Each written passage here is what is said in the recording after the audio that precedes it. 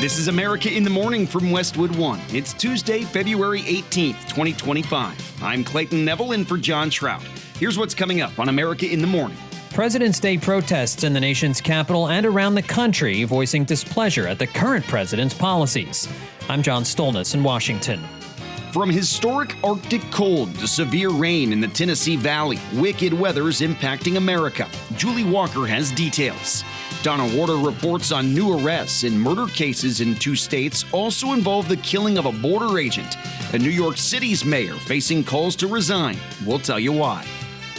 Investors are back at it this morning. The markets were closed yesterday. All eyes on tariffs. I'm Jessica Ettinger.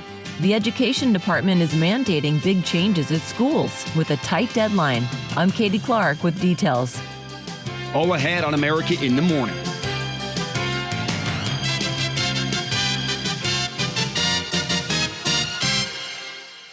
On President's Day, thousands of protesters in different cities across the country, including the nation's capital, took to the streets to voice their concern and displeasure at the policies being implemented by our current president, Donald Trump, and his DOGE team.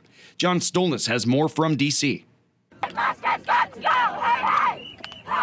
These protesters in Massachusetts calling for Elon Musk's removal as the head of the president's Department of Governmental Efficiency, chanting "No Kings on President's Day." Demonstrator Emily Manning. I thought it was important to be here on President's Day to demonstrate for what America stands for. American values are not the values of the plutocracy or the limited few rich people. American values are about what we are as a country all together. At the top of their list of concerns remains Musk's DOGE committee. On his social platform X, Musk said they are looking into the Social Security database and finding rampant fraud there. White House Press Secretary Caroline Leavitt telling Fox News. They haven't dug into the books yet, but they suspect that there are tens of millions of deceased people who are receiving fraudulent Social Security payments. The Social Security Administration says this year, an average of almost 69 million Americans per month will receive a Social Security benefit.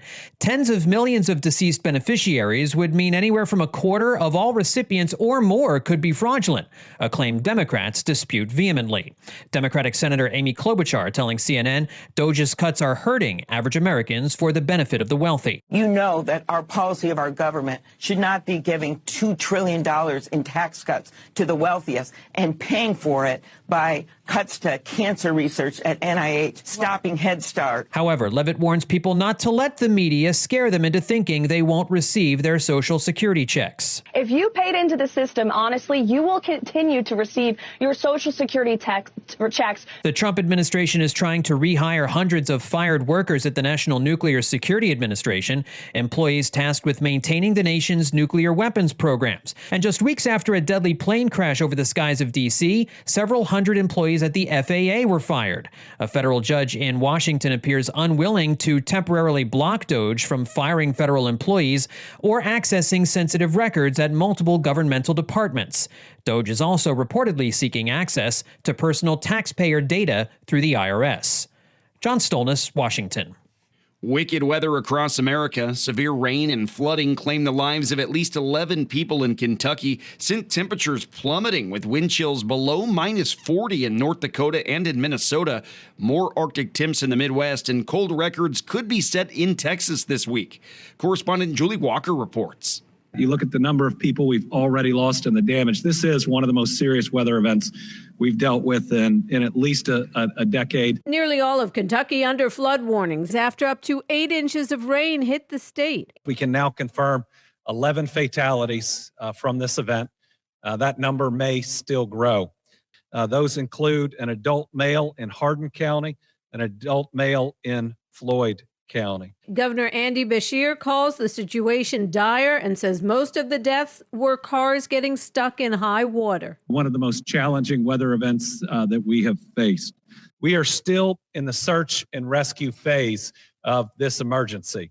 We still have multiple different missions that are underway.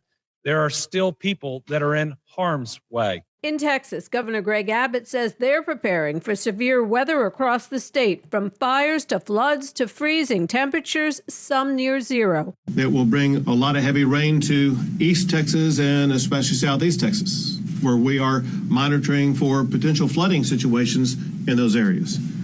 And then is going to come what will likely be the coldest weather event of the year. And actually, in some places in the state of Texas, it may be the coldest event ever marked in history in the state of Texas. The National Weather Service warning of life-threatening cold. Temperatures in northern Montana expected to dip as low as 45 degrees below zero. Meteorologist Bob Borovec. Low temperatures will continue through a good part of the week across the middle part of the country. The weather making travel treacherous on the roads and in the skies, where cancellations and delays top over 1,000. I'm Julie Walker. Forecasters are closely watching another potential winter storm that could bring significant snow to parts of southern Virginia and North Carolina, where Governor Josh Stein has activated his state's emergency response team in preparation. The mayor of New York City says he's not going anywhere, but calls for him to step down are getting louder. We've got audio when America in the Morning returns after this.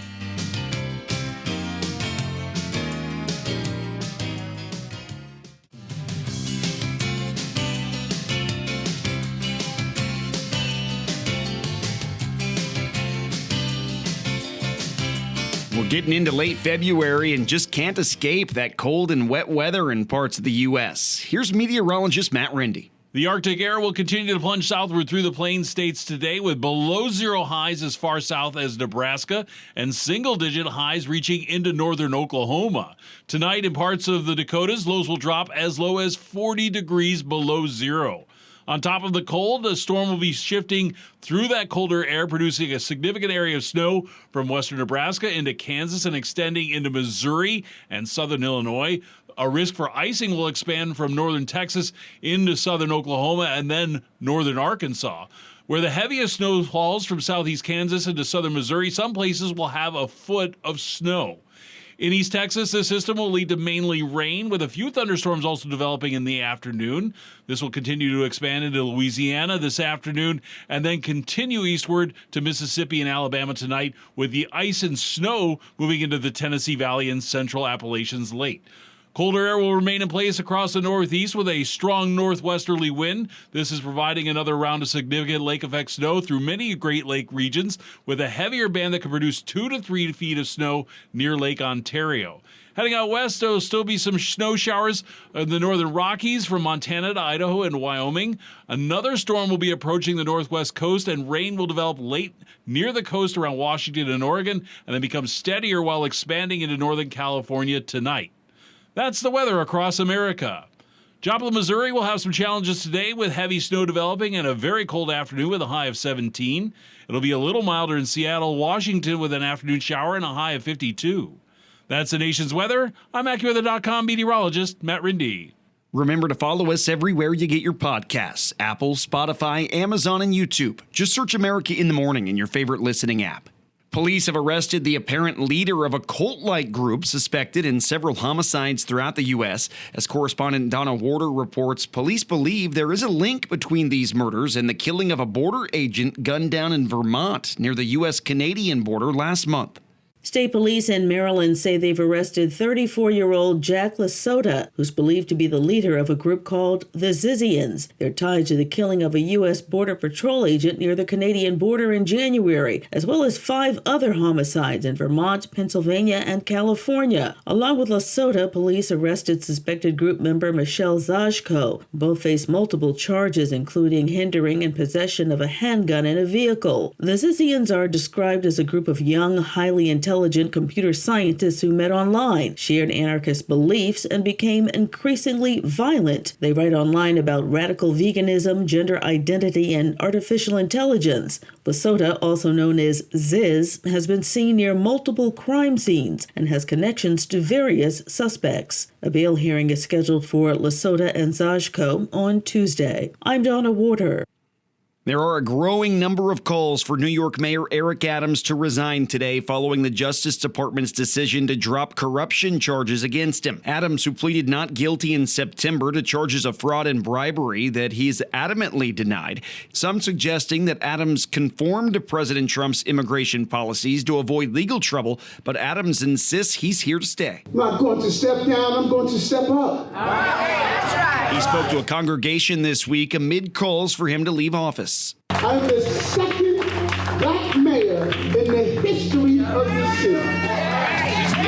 Deputy New York mayor suggested that they'll resign. In a statement, the city council speaker said that it's become clear that Mayor Adams has now lost the confidence and trust of his staff, his colleagues in government, and New Yorkers, she said. The unofficial launch of the spring housing market in America. We've got Tuesday Business when America in the Morning returns.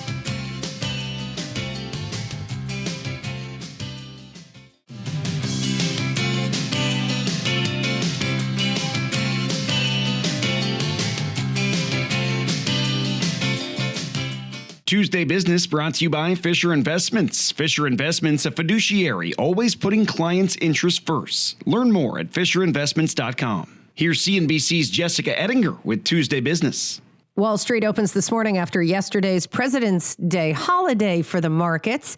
Investors are on hold for the latest on tariffs from the Trump administration and the latest on slashing the federal workforce. But stocks so far this year, well, they've had a good start. It's such a strong start to the year. By the way, the S&P is up just about 4% year to date already. We're 6 weeks into it or so. And so it's got a pretty good head start. Is if you do see some choppiness, if you have some give back in the latter part of February or thereafter, you shouldn't consider it abnormal. In other words, just take it in stride because we're kind of due for something like that. Doesn't mean it's going to come. CNBC's Mike Santoli. Inflation has been going in the wrong direction now for 4 straight months, sitting at 3%. The Wall Street Journal's chief economics commentator argues it started before Election Day, but now it's President Trump's problem. The reason I think it's a problem for him nonetheless is because it casts a shadow over everything he wants to do in the next few years. He wants to raise tariffs, and we know those are on the margin inflationary. He wants to cut taxes. If they're not fully paid for, that also could add inflation pressure. And so these agenda items are pushing inflation away from the Fed's target. That's really the core of the issue. The Wall Street Journal's Greg Ip on CNBC. Retail sales tanked in January after 2 months of healthy gains during the bustling holiday season. The retailers had a very jolly holiday season.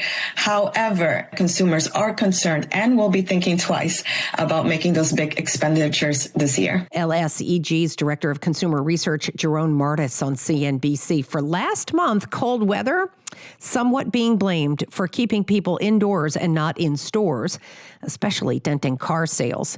Retail sales were down 0.9% last month from December. It was a much bigger drop than economists expected and the biggest in a year. The average temperature last month in the U.S.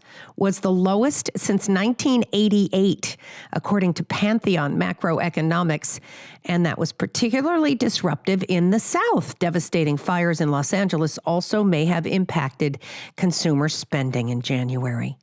On today's watch list, well, it's earnings season, and we get numbers from home builder Toll Brothers, Medtronic, Devon Energy, Occidental Petroleum, and Bumble. And later in the week, big box retail earnings begin. We're going to hear from Walmart.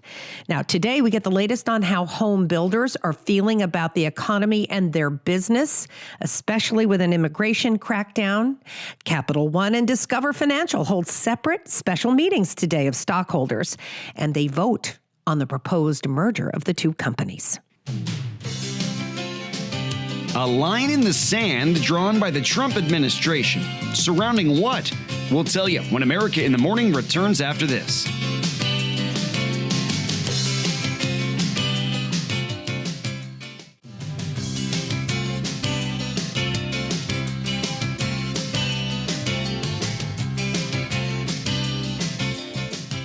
Secretary of State Marco Rubio was in Israel where he met with Benjamin Netanyahu. And soon after that meeting, Israel announced it would be removing most of its forces inside Lebanon, except for 5 locations. The point of that is to make sure that the Lebanese army follows through on the ceasefire and doesn't let the terror group Hezbollah back into southern Lebanon. Now, it was Hezbollah's relentless bombardment of cities and towns in northern Israel that led the Israeli army to invade Lebanon. Rubio now in Saudi Arabia for talks on both Ukraine and the future of Gaza. Meeting with Crown Prince Mohammed bin Salman after arriving from Israel, Rubio expected to work with Saudi leadership on a post-war vision for the Gaza Strip and regional security there. The Saudi leadership has been steadfast, though, in its demand that they will not recognize Israel unless there's a two-state solution, or if the Palestinian population in Gaza is displaced, referencing a plan offered by President Trump to send Gazans to Egypt or Jordan so the area can be rebuilt. The Trump administration drawing a line in the sand, ordering schools to remove DEI inclusions in their decisions or risk losing federal education money. Correspondent Katie Clark has details. Late last week, the Education Department under the Trump administration sent a letter to higher learning institutions, giving them a tight deadline to change the way they've been doing business. According to the New York Times, the letter was sent on Friday to schools with instructions to implement new policies in the next 2 weeks that remove race as a consideration in everything from college admissions to scholarships. If the schools don't comply, they risk losing federal funding. Schools are also being told to remove race-based decisions in other areas, such as housing, financial aid, separate race graduation ceremonies, student groups, and so on. On Monday, the Education Department said it would be canceling $600 million in grants for teaching topics from critical race theory to instruction on white privilege. The Supreme Court ruled in 2023 that race-based admissions practices were unlawful. I'm Katie Clark. America in the Morning for Tuesday, February 18th, 2025 is produced by Jeff McKay. I'm Clayton Neville in for John Trout, and this is Westwood One.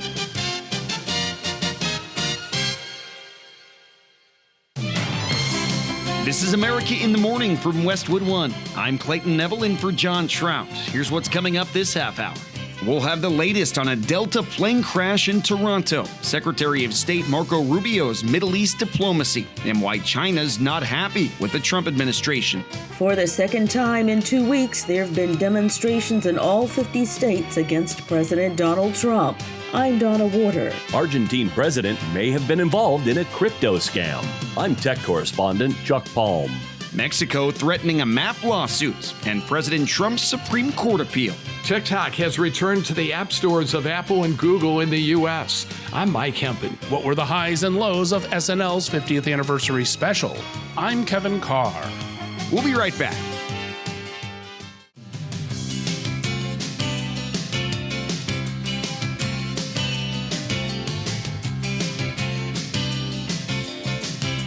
We're into late February, which means spring is around the corner, but not yet. Here's meteorologist Matt Rindy.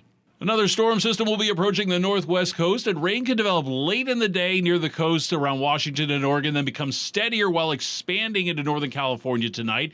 As the moisture from this system moves inland, there can be some snow in eastern parts of Washington and Oregon. Farther south, it will be dry through southern California into Nevada, southern Utah, and Arizona, with some amount of sunshine and afternoon temperatures in the 60s, 70s, and 80s. The Arctic air will continue to plunge southward through the Plains states today, with highs below zero as far south as Nebraska and single-digit highs in parts of northern Oklahoma. Tonight, in parts of the Dakotas, lows will drop down as low as 40 degrees below zero. On top of the cold, a storm will be shifting through that colder air, producing a significant area of snow from western Nebraska into Kansas and extending into Missouri and southern Illinois. There's also a risk for icing that will expand from North Texas into southern Oklahoma and then northern Arkansas. Where the heaviest snow falls from southeast Kansas into southern Missouri, some places will have a foot of snow. In East Texas, this system will be mainly rain with a few thunderstorms also developing in the afternoon, and this will expand into Louisiana and then continue eastward into Mississippi and Alabama tonight with the ice and snow moving through the Tennessee Valley into the central Appalachians late. Colder air will remain in place across the northeast with a strong northwesterly wind. This is providing another round of significant lake effect snow through many Great Lakes region with a heavier band that can produce 2 to 3 feet of snow near Lake Ontario. South Texas will be a little bit warmer today with highs in the 70s and 80s, and continuing that trend, southern Florida will also reach into the 80s. That's the nation's weather. I'm AccuWeather.com meteorologist Matt Rindy.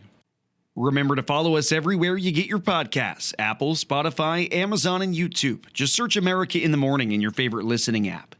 A Delta passenger plane flipped over at Canada's busiest airport yesterday after landing in high winds and inclement weather. Live ATC captured the audio from tower control. The aircraft is upside down and burning. The Delta plane operated by Endeavour left from Minneapolis and was landing amid 40-mile-per-hour wind gusts at Toronto's Pearson Airport when it wound up belly up on a snowy and icy tarmac. 80 people were on the flight. There was no loss of life. And this is in due part to our heroic and trained professionals, our first responders. CEO of the Greater Toronto Airport Authority, Deborah Flint, spoke to reporters after the crash and was thankful that no one was killed. 17 injured passengers were quickly taken to local area hospitals. The plane did catch fire and several fire trucks quickly got to the scene to spray the aircraft down. The airport was closed immediately after the crash, having an impact on other flights. In fact, hundreds were canceled, but runways not directly impacted were eventually reopened. The other runways are remaining to serve the investigation, which will be carrying forward into the next several days. The Toronto crash, the latest of recent accidents in the sky or at airports. This weeks after an American Airlines plane and a military helicopter collided. Shortly after that, a plane crashed onto a busy street in Philadelphia. An investigation into what led to this week's overturned plane in Toronto now open and underway. Transportation Secretary Sean Duffy said he's been in contact with his Canadian counterpart to offer any assistance. The National Transportation Safety Board also joining the investigation. In the days leading up to the Delta crash, the Greater Toronto area had been smacked by back-to-back storms that dumped a combined 17 inches of snow, so much that city leaders said it could take 3 weeks to clear the roads and sidewalks with more snow on the way. The European Union and a number of U.S. allies are irate after the Trump administration began negotiations with Moscow to end the war in Ukraine and effectively left Europe's military powers as well as Ukrainian leadership on the sidelines. As correspondent Lawrence Brooks reports, senior U.S. officials are now in Saudi Arabia meeting with their Russian counterparts and could be joined by both President Trump and Vladimir Putin, but without Volodymyr Zelensky or UK Prime Minister Keir Starmer, who believes his nation and others need to be involved. Audio courtesy of Sky News. This isn't just about the front line in Ukraine, it's the front line of Europe and of the United Kingdom. It's about our national security, and I think that we need to do more. We need to step up in terms of our collective response in Europe. And by that I mean capability, by that I mean playing our full part when it comes to the defence of the sovereignty of Ukraine if there's a peace agreement, and of course when it comes to funding and training. Ukrainian President Volodymyr Zelensky has said his country won't take part in US-Russia talks this week on ending the war and won't accept their outcome. There are not very concrete things about security guarantees in this document, and for me it's very important the connection between some kind of security guarantees and some kind of investment. U.S. Secretary of State Marco Rubio has arrived in Riyadh to lead the U.S. delegation in Tuesday's talks with top Russian officials. They aim to restore ties and negotiate a peaceful settlement to the war in Ukraine and prepare a meeting between U.S. President Donald Trump and his Russian counterpart Vladimir Putin. We're moving along. We're trying to get a peace with Russia, Ukraine, and we're working very hard on it. It's a war that should have never started. I think he wants to stop fighting. I see that. We spoke long and hard. Steve Witkoff was with him for a very extended period, like about 3 hours. I think he wants to stop fighting. They have a big, powerful machine. You understand that. It comes as Russian Foreign Minister Sergei Lavrov, who will be taking part in discussions, confirmed Putin is ready to resume dialogue with the US on issues such as Ukraine in the Middle East. But Zelensky has said his government has not been invited to the talks over restoring peace in Ukraine, so they would yield no results. I'm Lawrence Brooks. China is accusing the United States in what it's calling serious aggression in its position on Taiwan after the State Department updated the Taiwan section of its website to remove a reference to the independence of the Beijing-claimed island. The State Department continues to maintain its stance for U.S.-Taiwan relations as being opposed to any unilateral changes to the status quo from either China or Taiwan. Now, Taiwan continues to reject Beijing's sovereignty claims, but in recent days, the phrase, "we do not support Taiwan independence," is no longer posted on the website. While the State Department says it was a routine update, the Chinese foreign minister called the omission serious damage to U.S.-Beijing relations. The same phrase about not supporting Taiwan independence was removed from the State Department fact sheet back in 2022 during the Biden administration, before being restored a few weeks later after China protested. The Gulf of America severely offending one country. Which one is it? We'll tell you when America in the Morning returns after these messages.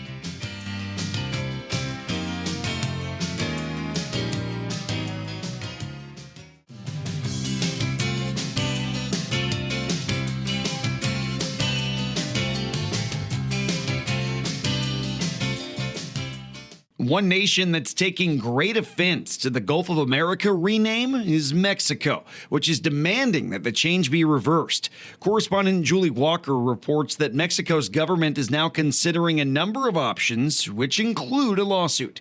Mexico says it's waiting for a new response from Google to its request that the tech company fully restore the name Gulf of Mexico to its Google Maps before filing a lawsuit. Y que por eso en Estados Unidos el nombre del Golfo de México se ve Golfo de América si uno lo ve desde allá. During a news conference Monday, Mexican President Claudia Sheinbaum shared a letter from Google saying the tech company will not change the name after President Trump declared the body of water the Gulf of America.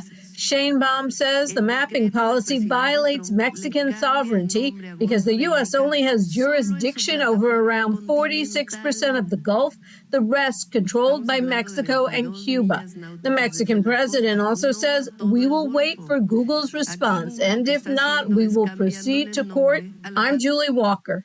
The Trump administration has issued its first filing with the Supreme Court, an emergency appeal, asking the justices to permit its firing of the head of the independent watchdog agency that oversees workplace protections for federal employees. The Justice Department filed the lawsuit after a court blocked the Trump administration from terminating Hampton Dellinger as head of the Office of Special Counsel. President Trump moved to fire Dellinger, a Joe Biden appointee, for a 5-year term, but 2 courts found in favor of Dellinger, blocking the firing. According to federal law, the special counsel may be removed by the president, but only for inefficiency, neglect of duty, or malfeasance in office.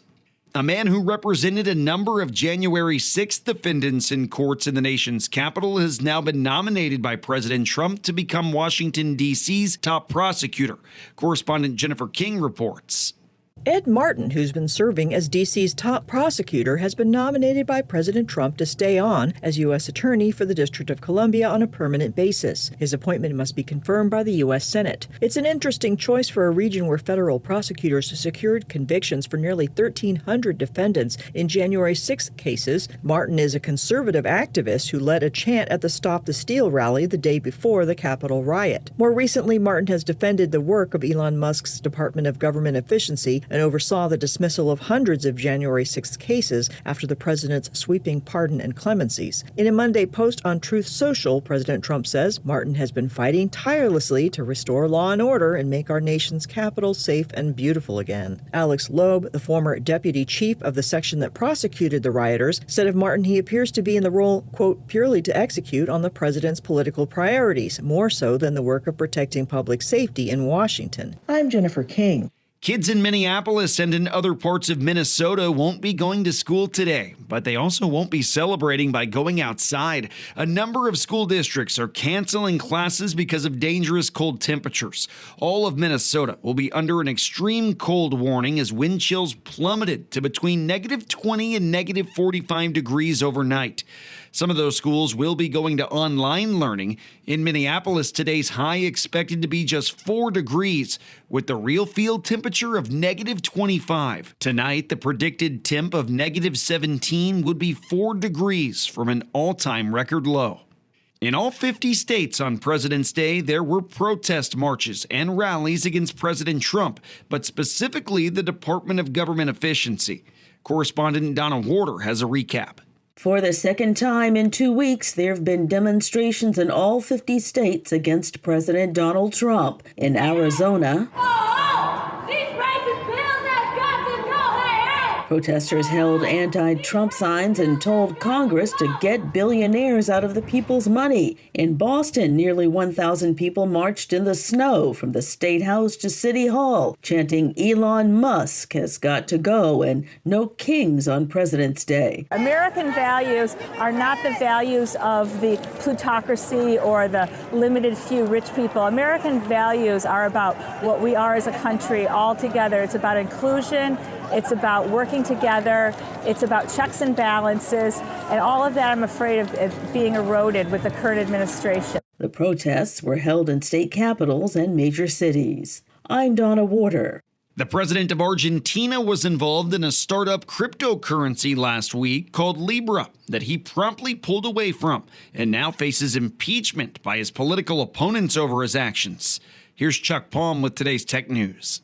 Argentine President Javier Milei is being accused of a pump and dump crypto scam. Charges were filed Sunday in Argentine criminal court, were brought by attorneys and political opponents of Milei, including former head of Argentine Central Bank Claudio Lozano, according to the Associated Press. The complaint alleges that the team behind the Libra cryptocurrency, headed by Kelsier Ventures and CEO Hayden Davis, were involved and committed an indeterminate number of frauds. Milei originally promoted the Libra token on his X account late Friday, along with a link to the Viva la Libertad project website. Milei posted that this private project will be dedicated to encouraging the growth of the Argentine economy by funding small Argentine businesses and startups, and then promptly deleted the post. In a new post, the president claimed that he wasn't aware of the details behind the project before sharing it to his 3.8 million followers. Find me on X at Chuck Palm. Robert Workman has sports. Thursday night's Four Nations Face-Off final will be a rematch of Saturday night's Donnybrook between the United States and Canada. The round-robin portion of the tournament wrapped up in Boston on Monday. Canada fought off Finland 5-3, scoring twice in the game's first 5 minutes and taking a 4-0 lead deep into period 3 before the Finns rose up, Michael Granlund scoring twice after the goalie was pulled for an extra attacker before Sidney Crosby settled the matter with an empty netter. Nathan McKinnon, the NHL's leader in points this season, lit the lamp twice. The U.S. lost its game to Sweden 2-1, but had already clinched their spot in the final. USA coach Mike Sullivan on the rematch. Both teams have star power all around the lineup. It was a very competitive hockey game, the first game. I would anticipate the next one will be every bit as competitive, if not more. Now the U.S. waits to see how the Tkachuk brothers feel on Thursday. Matthews sat out the last 10 minutes of Saturday's game with a lower body injury, and Brady came out of last night's game after taking a tumble in the first period. The NBA remains in its all-star break for another day. The regular season resumes tomorrow with a makeup game between the Hornets and the Lakers that was postponed last month by the fires in Los Angeles. March Madness is right around the corner. Auburn's weekend win over Alabama solidified the Tigers' hold on the number one ranking. They get a unanimous nod from the coaches and got all but one vote from the writers. Florida is now number 2 in the nation, with Duke, Bama, and Houston rounding out the top 5 in both surveys. Last night, number 3 Duke routed Virginia 80-62, and number 19 Arizona got by Baylor 74-67. Baseball's first preseason game is coming up on Thursday in Arizona between the Cubs and the Dodgers. They also open the regular season 1 month from today in Tokyo. That's Tuesday Sports. If you're having TikTok withdrawals, we may have a remedy. Stick around. America in the Morning returns after these messages.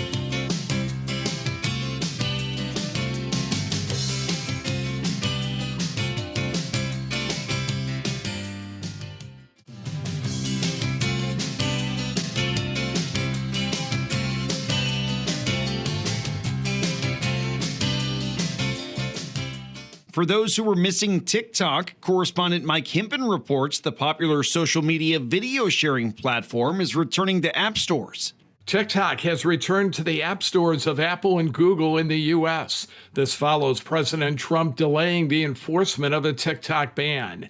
TikTok is operated by Chinese technology firm ByteDance. It was removed from the Apple and Google app stores last month to comply with a law that requires ByteDance to divest the app or be banned in the U.S.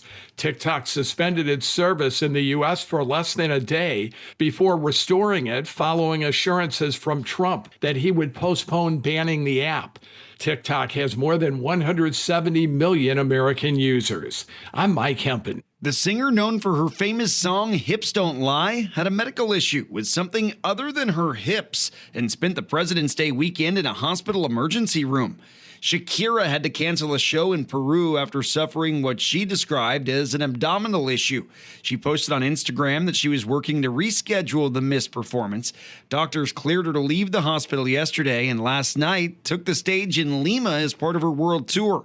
Last month, Shakira won a Grammy Award for Best Latin Pop Album. The Saturday Night Live 50th anniversary special was not without controversy. Kevin Carr has the recap. NBC celebrated the 50th anniversary of Saturday Night Live on Sunday with a 3-hour special. Longtime SNL friend Paul Simon kicked it off with a duet with Sabrina Carpenter. Steve Martin, who hosted so many times that some think he was part of the cast, gave the monologue. A person born during the first season of Saturday Night Live could today be easily dead of natural causes. Former SNL writer John Mulaney turned a lot of heads with his joke about guest hosts. 894 people have hosted Saturday Night Live, and it amazes me that only 2 of them have committed murder. In case you were wondering, he was referring to O.J. Simpson and Robert Blake. Other standout moments came with returning characters played by classic actors. Somebody talking about coffee? For example, Mike Myers returned to play Linda Richmond of Coffee Talk. I'm just telling you right now, I'm getting a little verklempt. Another return was Black Jeopardy, in which former cast member Eddie Murphy played Tracy Morgan, who was also in the sketch 2 Feet Away. Well, you gotta have a lot of money if you're gonna live like I live. I eat 4-cheese lasagna. Some took issue with the return of Tom Hanks as Trump supporter Doug in the sketch. Now, maybe I'll start a show for you to come on, and we'll call it What Jeopardy? Conservatives complained on social media about a racist portrayal. Other criticisms of the special included sketches going on for too long and some feeling half-baked. So essentially the same issues with 90% of all SNL content over the years. I'm Kevin Carr. America in the Morning for Tuesday, February 18th, 2025 is produced by Jeff McKay. I'm Clayton Neville in for John Trout, and this is Westwood One.